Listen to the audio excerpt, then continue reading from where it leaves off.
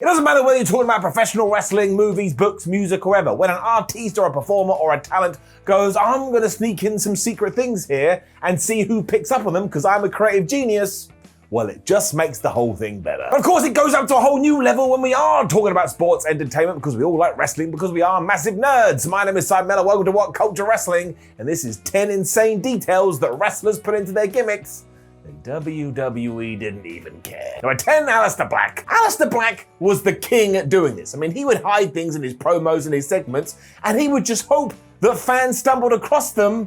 It was like being presented with your own murder mystery, and you're the detective. After Tommy End had been released from WWE, though, he admitted how much effort he had put into those times when he was just sat in a room for about 72 years. And if you actually go back and watch them now, you will notice that each one has a different color scheme.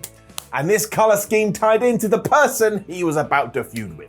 I mean, bravo. So if he was about to take down Bret Hart, for example, you would have seen a black and pink motif going down there. And I admit that I never picked up on this, but it sadly seemed like nobody backstage did either, and they really should have done, and maybe just given us a little bit of a hint or gone, oh wow, this Aleister Black guy, he's really creative. Maybe we should give him a push. Number 9, Bret Hart. And speaking of the Hitman, he was kind of doing this too. Far more personal and not something that you would really call out. When you go back and look at Bret Hart's gear, you'll remember all the hearts and the stars that he did have on his attire. And you'll notice that sometimes they went up, they went up, they went up, and they increased. And that's because they represented his family, and that's because they represented his kids. It's why from 1990 onwards, they didn't really multiply anymore, because he had 4 with wife Julie, and he went, you know what, I'm done. So the idea here was that not only was he fighting for his fans, but he was fighting for his loved ones, and it's why the Hitman was one of the best and most beloved baby faces ever, because even though you didn't know he was doing this, deep down in your tum-tum you had an idea,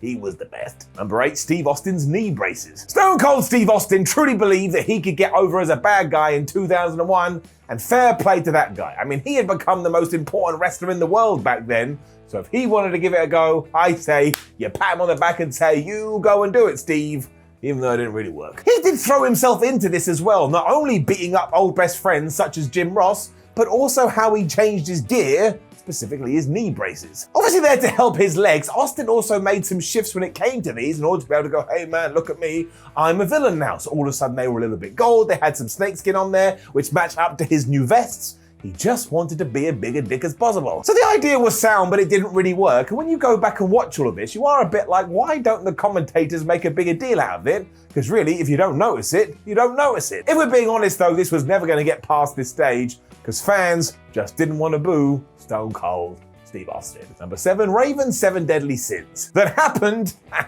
on Sunday Night Heat.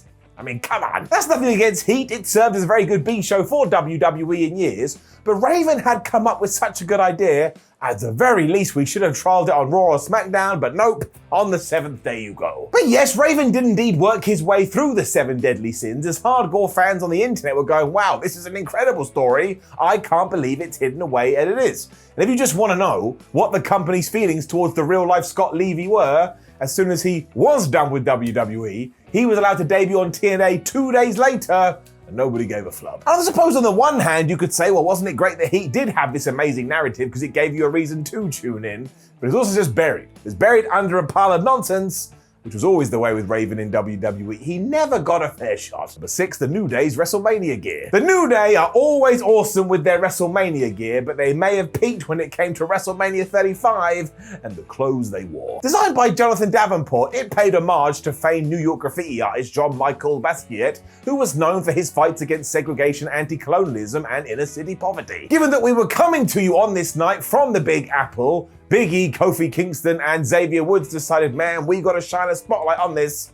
And my word, did they. The fact that Kofi became WWE champion here as well was almost like sending a message that we do have to get past all these unfair divides that have plagued us as a human society for years. And that's why the New Day are absolute badasses and why I agree with them, they should never be broken up.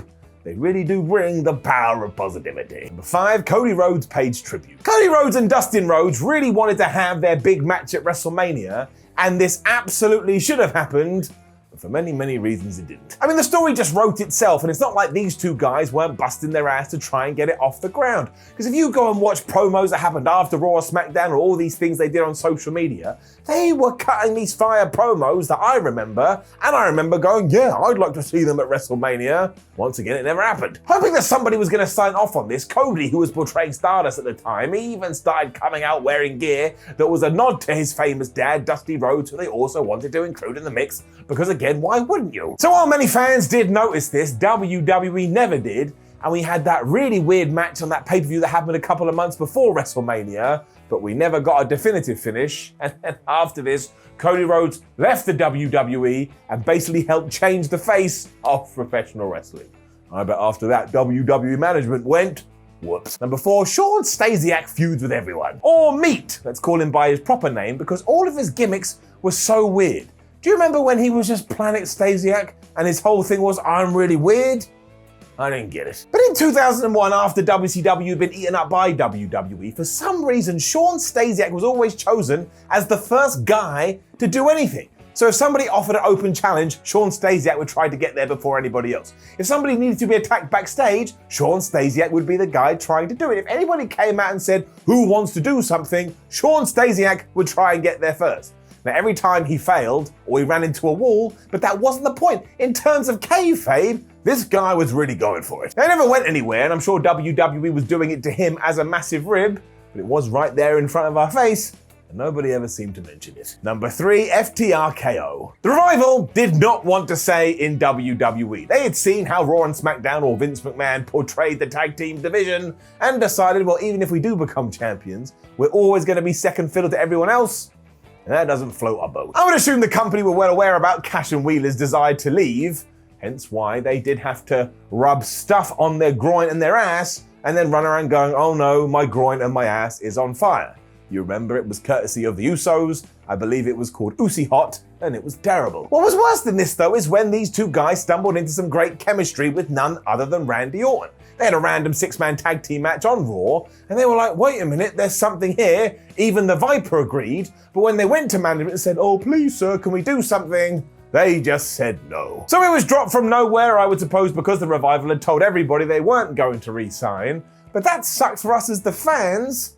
Those three would have been great together. Number 2, Alexa Bliss's contact lens. I will take my usual moment to remind you that Alexa Bliss has done brilliant with this character. I just don't like the particular storylines that WWE are writing, but man, the depth that she has put into this. Because after Randy Orton had set fire to The Fiend, who was her best friend at the time, it affected Alexa to such a degree that at TLC 2020, weird stuff started happening in her face, and nobody really picked up on it. Because if you did look closely into her looking devices, you would have seen an effigy of Bray Wyatt dying, going, oh no, I'm in flames, because that was basically destroying her soul and ruining her subconscious. So these are the kind of things that WWE needs to do more, and these are the kind of things that WWE needs to highlight all the time. It's so nice if 1, you do notice it before anybody else, but then 2, you are proven to be correct. Just makes you feel more emotionally connected to the product. I don't know why, that's life. Number 1, Dean Ambrose and The Shield. Dean Ambrose basically told us that he was going to be leaving The Shield and the WWE in a WWE documentary, and if Vince McMahon had gone out of his way to watch this, he may have been better prepared, but he didn't. But as Ambrose was preparing to return to the company after a serious injury, he made it very clear on his comeback trail that he wanted to be presented as a very serious person that would also whoop your ass. So he was basically pitching Jon Moxley. He was desperate to be a man on the edge, a man ready to snap, so he wasn't best pleased when he did return to World Wrestling Entertainment and was told, oh no, you're going to feud with your best friend Roman Reigns, who is going through a very real illness, and somebody is going to jab you right in the ass because you don't want to get a disease. Now, when we look at it in hindsight, it was actually quite topical, but it was also crap. So without even knowing it, they had just signed the death warrant for the character of Dean Ambrose because Jon Moxley had decided there is no way I'm ever going to stay if they're going to make me do stuff like this. But again, if they had watched the documentary and seen the pitch for Jon Moxley and gone, yeah, sure, you can do it, well, we would be living in a very different wrestling world. Now, many of the wrestlers have put insane details into their gimmicks, but nobody gives a damn. Make sure you let us know in the comments below, and don't forget to like the video, share the video, and subscribe. Then head over to whatculture.com where you can read articles like this. Make sure you come say hello on social media with your weird hands, and watch more lists here on the channel. We got a ton of them. My name is Simon for What Culture. Thank you for joining me as always, and I hope you have a lovely day. If you are in the UK, you're not dying in the sun, because I worry that's my fate. Goodbye.